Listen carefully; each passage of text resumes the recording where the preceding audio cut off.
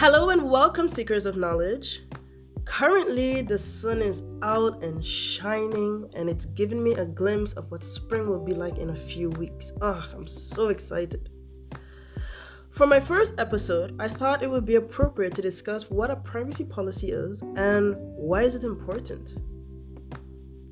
Because I can read a privacy policy to you, and yet you're wondering, okay, what does this information have to do with me exactly? So, in this episode, I will be discussing in depth about where privacy policies come from, what it's supposed to contain, and what that means to you.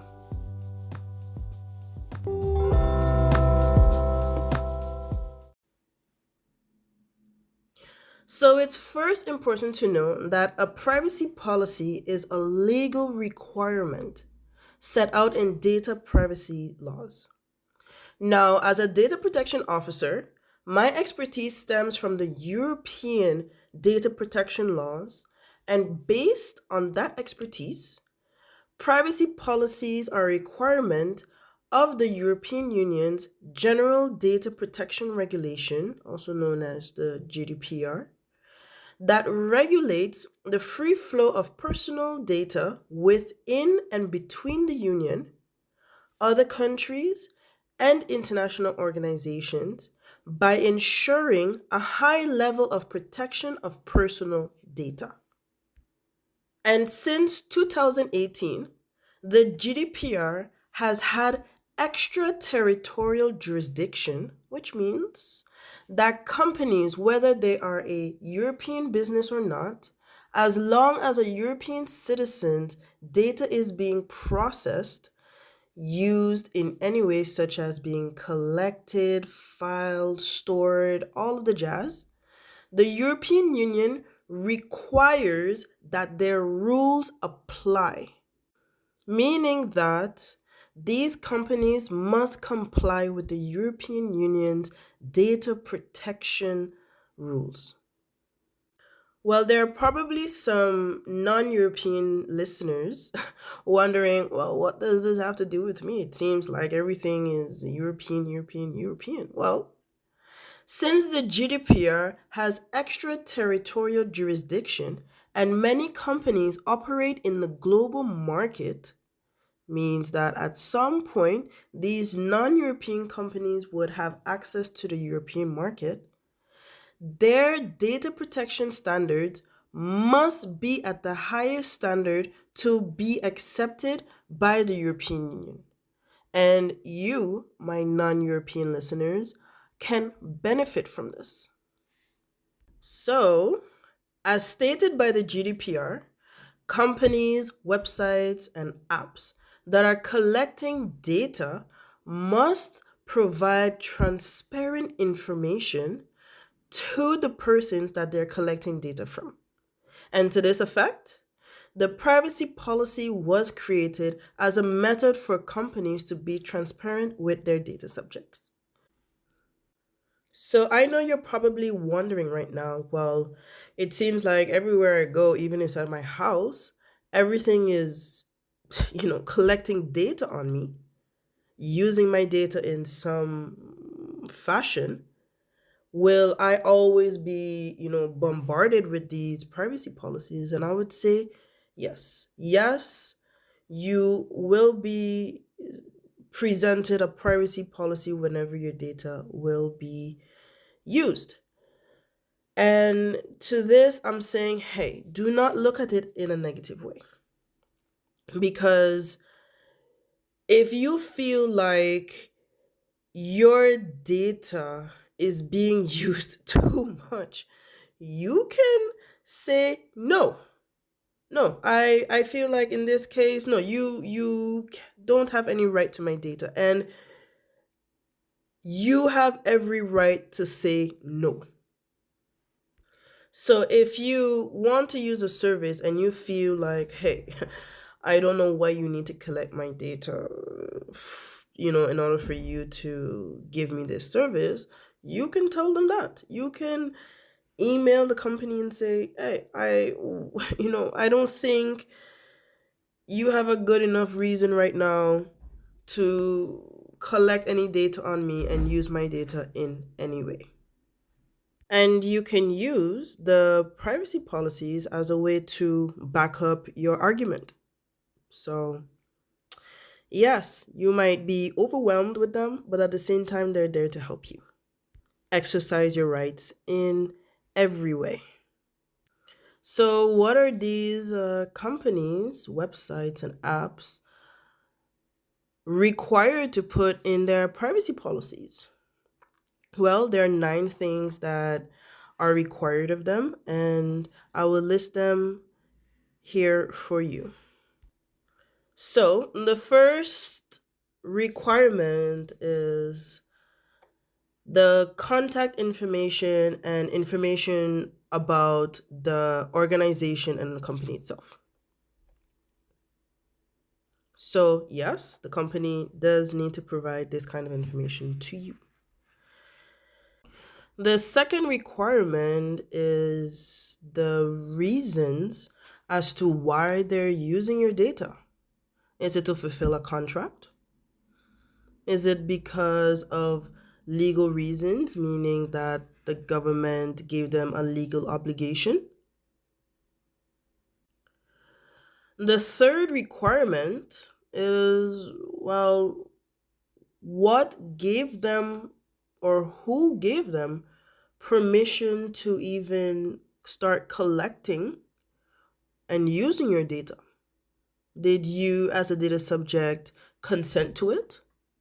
Did the government create a law, a legal obligation that gave them the right to do so? Is it for for fulfilling a contract? Is it to help further their business interest? Or is it for the sake of public interest? The fourth requirement is the type or categories of data that the company or the organization will be using, collecting. Is it user data such as your name, your address, your email address? Or is it technical data such as whether you're using Wi-Fi or data on your phone? Or is it behavioral data such as how you interact with the website or the app, whether you are on it for long periods of time, short periods of time, what you're searching up, all these different things, data points, they have to let you know what exactly they're collecting from you. The fifth requirement is, well, what other organization or who else has access to this kind of data they're collecting on you? So, what third party organization out there is, using your data as well? And this might be surprising, but a lot of companies use third parties to help them give you the service or the product that you are requiring of them. For example, if you're online shopping, third parties are the ones that are processing your, payment information or are verifying, some data point that they need to prevent any fraud or illegal activity. So, yes. The sixth requirement is to tell you where your data is going to be transferred to. And this is more of a European requirement because if the data remains within the European Union has certain standards for data flow. and the data flow within their internal market. And every company within that market must adhere to them. As soon as that data leaves the European shores, then that company must provide certain safeguards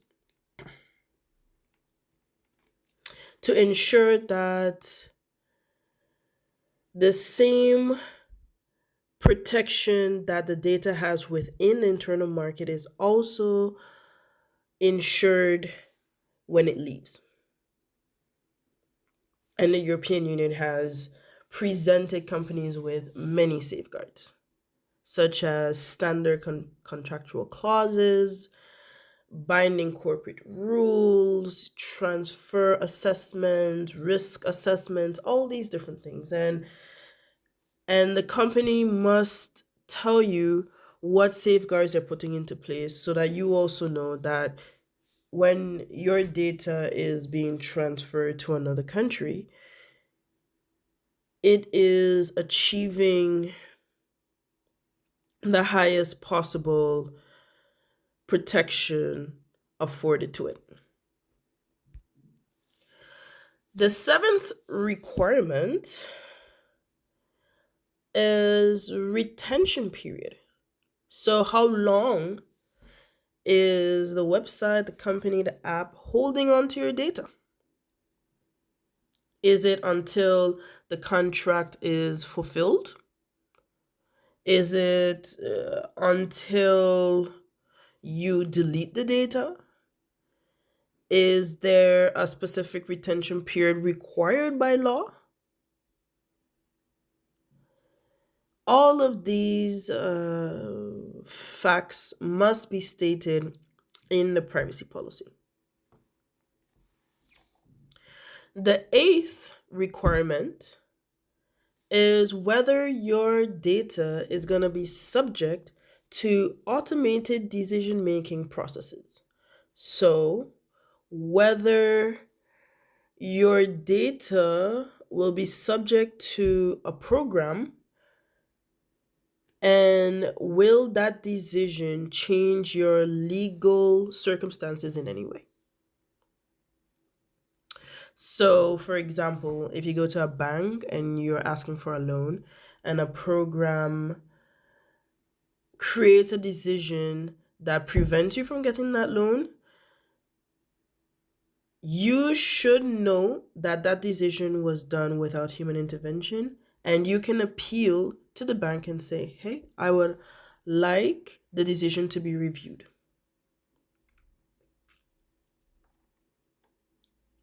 The ninth and final requirement required of companies is to list all of your rights. And you have a lot of rights when exercising and protecting your data. So you have the right to have your data deleted. You have the right to object. You have the right to get things revised, amended. You have the right to know and see all of the data that they have collected on you as well. And they should state how you can best exercise these rights. So not just state, hey, you have the right to do this, but they must also give you the pathway to exercise these rights. So based on all of this information, you can decide for yourself, well, is this website, app, company invading my privacy? Because a privacy policy isn't meant to be a liability clause or anything. It isn't supposed to exempt the company from anything, okay? So if you feel like it's being too overly invasive, then you can speak out against it. Okay. There's actually a guy by the name of Max Schrems who has done exactly that in court.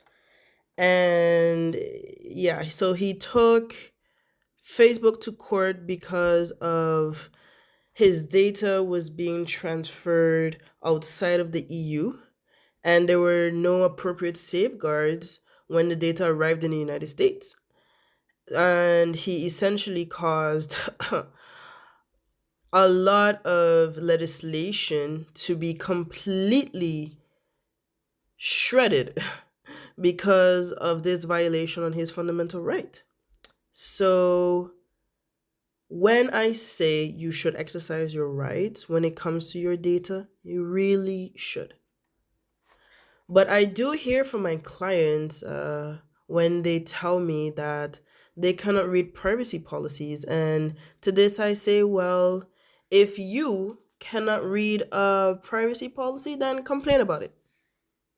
Because the GDPR did say transparent communication. And if the document isn't transparent to you, then complain about it.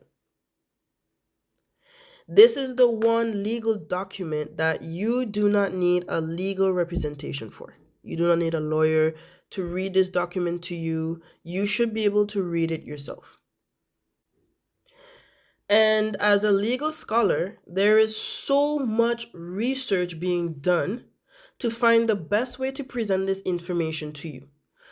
There is so much technology being created for you to feel more protected, to feel more heard by these companies.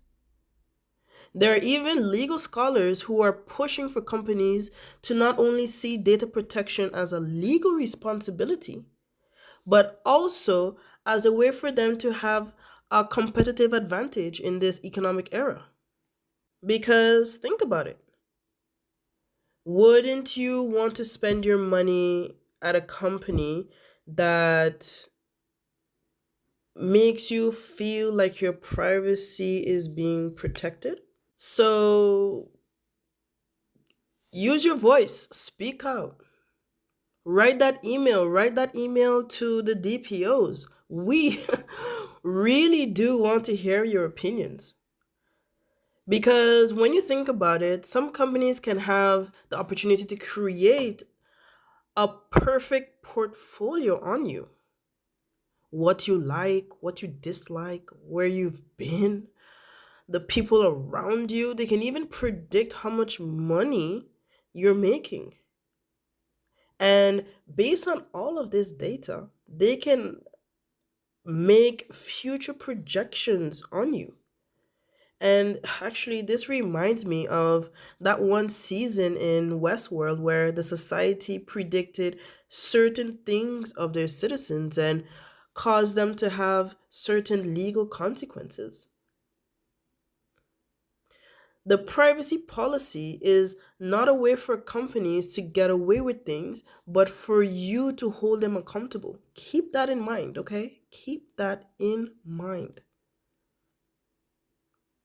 So, as we move forward in this world where technological advancements are making leaps and bounds, and your data would become the driving force of many companies' stability in this global market, keep in mind that you can tell these companies what they can and cannot do with your data. And with that, I would like to end my discussion on privacy policies. If you want to learn more about data protection, you can also follow me on Instagram at YourPocketDPO. There, I share a lot more data protection and privacy tidbits that you might find interesting and helpful.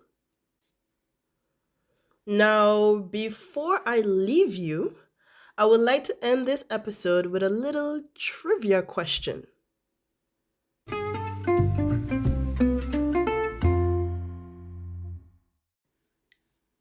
my question for you is, organizations should protect personal information by which of the following methods?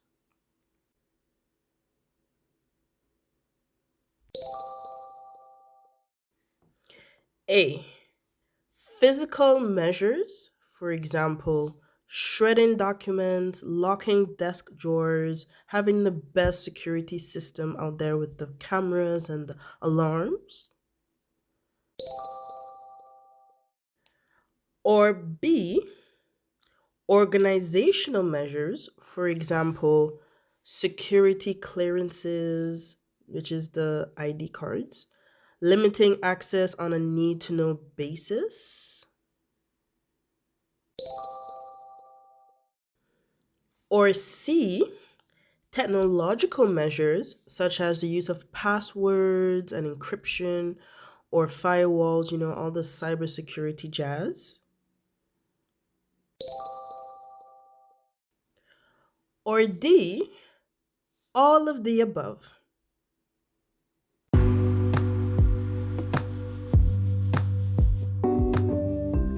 Think about it. Think about what is the most important measure needed to protect your data. And I will share the answer with you on next week's episode.